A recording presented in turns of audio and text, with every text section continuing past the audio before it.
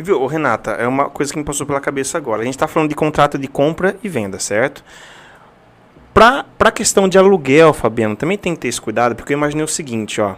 A gente está fazendo jornalismo há muitos anos, né, Renata, que a gente está na área, e a gente sempre sabe de alguns problemas que dá com imóveis sociais. Então, por exemplo, tem um imóvel lá social, a pessoa adquire aquele imóvel numa condição especial, que vai dar a condição dela pagar aquele imóvel, só que ela não pode vender e não pode alugar. Por quê? Foi adquirido por meio social. Perfeito. Mas o que se vê é que algumas pessoas alugam esses imóveis.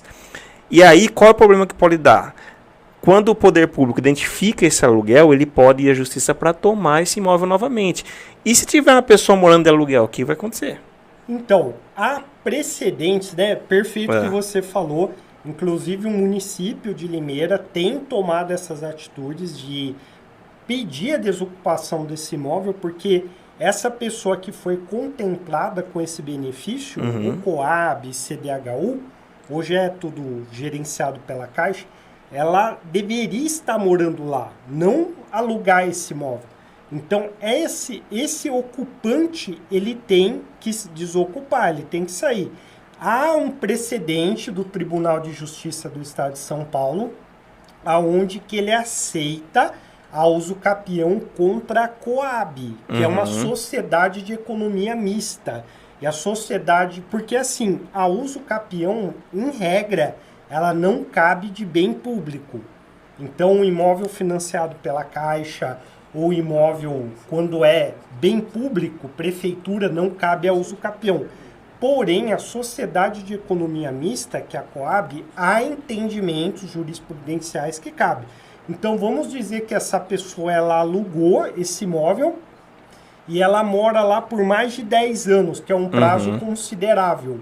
Se ela não tiver outro imóvel no nome, ela pode pedir ao usucapião. Só que isso é a exceção da exceção. Entendi. A regra qual é? Se a pessoa vai comprar ou alugar, eu oriento para que não faça. Porque se houver uma ação judicial, não cabe defesa. Então, via de regra, esses imóveis, tem um caso muito famoso aqui em Limeira, que é o Conjunto Rubi. Então, a prefeitura, ela entrou com ações de reintegração de posse, porque essas pessoas alugaram esse imóvel indevidamente. Há um prazo, geralmente tem que olhar o contrato para ver quando está autorizado, mas é um prazo bem longo. Antes de judicializar a questão, no caso, para que a pessoa que alugou saia, né? Porque no caso da pessoa que foi contemplada com esses imóveis, né, de programas sociais, ela é, claro, né, comprovada a ilegalidade, ela é imediatamente retirada do cadastro habitacional, né? Porque ela foi contemplada porque ela precisava de uma moradia. A partir do momento que ela aluga para uma outra pessoa... que ela não tem necessidade, né? Exatamente. Então... Esses casos que eu comentei do precedente de São Paulo são casos bem antigos. Então, a pessoa, ela já reside, há muitos anos no imóvel. Então, ela chegou a pagar o IPTU, ela chegou a pagar várias taxas. Em muitos casos, ela pagou até o financiamento em nome do terceiro, que é o beneficiário. Nossa. Daí, nesse caso, ela consegue. Mas, via de regra, não é para alugar e nem para vender. Mas, ô Fabiano, qual que é, então, a dica para quem busca alugar um imóvel para não cair numa dessa, né?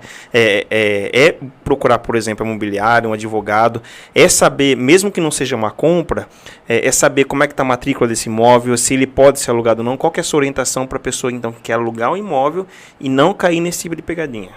Então, eu sempre dou dica para as duas partes, tanto para o locador quanto para o locatário, que é o inquilino. Locador, é importante, aquele que deseja ter uma renda através do seu imóvel, é importante hoje ele consultar as certidões de distribuições cíveis. Ele vai saber se aquele inquilino dele teve alguma ação de despejo.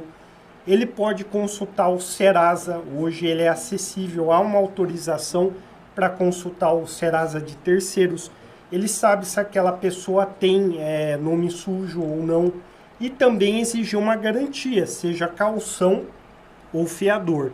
Para quem vai alugar, é importante saber a questão da matrícula. Quem está alugando é o proprietário, ou seja, o nome dele está na matrícula, só que tem a questão que eu comentei com vocês, a maioria dos imóveis são irregulares. Às vezes ele não tem o nome na matrícula, mas ele comprova que ele comprou aquela posse e ele mora ali há muitos anos.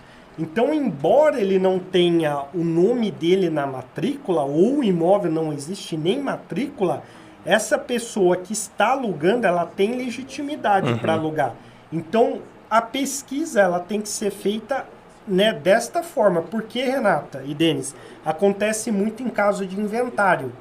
Fica um herdeiro no imóvel e esse herdeiro aluga sem o consentimento dos demais. Outros. Exatamente. Nossa.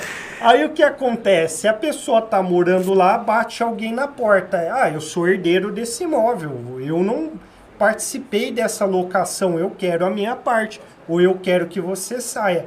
Então sempre é bom saber o histórico do imóvel. Quem está alugando, ele tem a propriedade, nome na matrícula, ou se não tiver, ele adquiriu de quem? Essa pessoa é a legítima? É isso que tem que avaliar. E vamos ser bem didáticos.